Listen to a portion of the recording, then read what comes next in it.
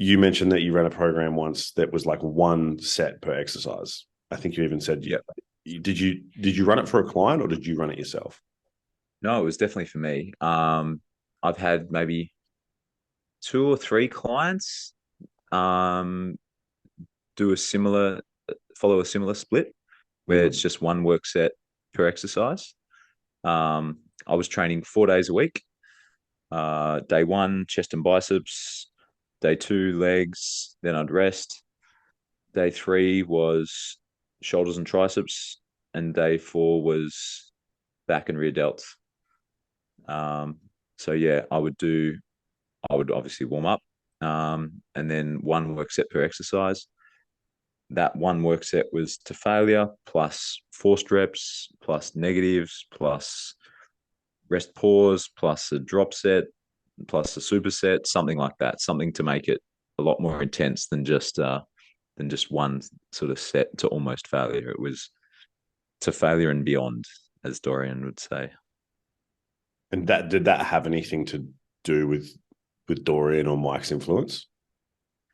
At first, no. So I'd slowly progressed from doing like three work sets to one, because I realized that I never output as many reps on my second and third set as I do on my first.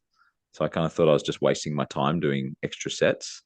I thought if I could do 100 kilos for 10 reps on my first set and I could never match it on my second or third, then why bother doing a second or third? So I'd moved slowly down to doing one set per exercise. And then a few people mentioned that I was training the same way Dorian trained. And then I started looking into the way Dorian trained. Um, and then I was influenced by his training and stuff like that. Mike Mentzer, not so much. More Dorian. And so my understanding was that Mike was the one that influenced Dorian, and Mike got Quite his possibly. got his information from even like a third. There was like another person that he first heard of. Yeah. Uh, Arthur someone. Arthur, someone is what I can. Yeah, I'm trying to remember his name. Yeah, yeah. Yeah, so Yeah, I really enjoyed the high intensity stuff, the low volume, high intensity. Um, I think it suited me from a personality point of view. I'm kind of all or nothing. I love just pushing myself as hard as humanly possible. So the one set to failure it was great. I love that. That's still my favorite way to train. Definitely. and so do you train that way now at all? No, no.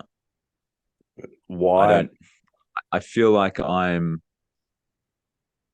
not close enough to feeling physically optimal to get enough out of that one set. So I'm never quite as up and about, and I'm not as well slept, and I'm not as well fed, and I mean I haven't tried it for a long time, but maybe I should shift back to it for 6 months or something and see how I go. But yeah, I haven't tried it for ages, just because I don't feel like I could output as well as I used to. Do you believe that in that period of time you made any significant progress over how you would say train normally with maybe 3 to 4 Yeah, I would say that I made better progress doing one set to failure than I did doing multiple sets. And I was already an advanced lifter. So obviously your progress is very slow at that point already. Um, but I feel like for the for the sort of couple years that I did the one set to failure, it was better than the couple years prior. And so one of the things that gets brought up is, and you mentioned that you didn't necessarily follow too much of what Mike was doing, but he, as well as the high intensity training stuff, also prescribed like a lot longer resting periods, up to the point where he would even want people to, and you may be aware, but people to rest for even 3 to 4 days before doing that second session that you did on your Tuesday or whatever it was. Yep. What do you think about the idea behind, if you're pushing to those limits, needing longer rest periods up to that amount of time? Because to me, and I think to a lot of people, that just sort of, I don't think any of us can really get that. It just sounds like too long. Sounds crazy. Um, I've never tried it, so I can't really comment. Maybe I would have made better gains if I took more rest days, but I never even tried it. So it's really hard for me to say. Definitely, if you're training that hard, if you told me you were training 6 days a week, I'd be like, whoa, like I just don't. I mean, maybe some people can recover, but I was sleeping and eating optimally, and I was training balls to the wall 4 days a week. And for me, that just seemed like a really good setup. I think it's interesting that there's a lot more coming, like a lot more information can circulate now. A lot like it because especially something like TikTok and that has really created the ability for someone to just like put something in a 15-second video and then you see it enough and then all of a sudden people are trying it. And so it's interesting that it found its way into the algorithm, given that you ran it years ago. And like I said, people have been doing it for a long time. The other side of things is the assisted reps, as you mentioned. Did you train with a gym partner at that time? Actually, I was training without a gym partner for a lot of that sort of one set to failure stuff. So I would, well, obviously you don't fail on a bench press by yourself, but I would get someone to spot me on the bench press, for example.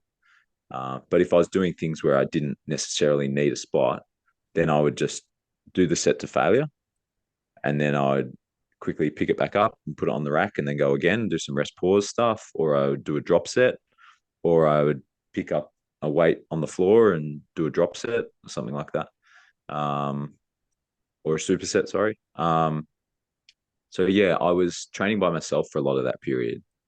But on the exercises where I needed a spot, then I would get a spot. But like on squats, for example, I would squat till I failed. It'd end up on the rack. I would take some weights off, clean it, back onto the rack, put the weights back on, do a few more reps, fail again, take the weights off, put it back up on the rack, put the weights back on, do a few more reps. So that was my like rest pause on squats and stuff like that. Obviously, squats is a very hard one because you have to pick the weight up and put it back down, and yeah, it's very annoying. But on things like leg press and stuff, doesn't matter if you fail, you just dump it and then take some plates off and then keep going. Of course. And so when it comes to the reps that you're performing, I've, in my experience and from where I'm at personally, when I train now, I generally control, for the most part, everything's different and there is context, but I control most eccentrics and will generally implement some kind of pause when I do a rep. For me, it just feels more comfortable. I find I avoid injury better as well. Is that how you do things, or do you kind of, is Yeah, rep speed not a huge issue? my reps were quite controlled. So just because I was training like really hard and intense doesn't mean I was throwing weights around. I was still trying to reduce momentum, keep tension on the target muscle.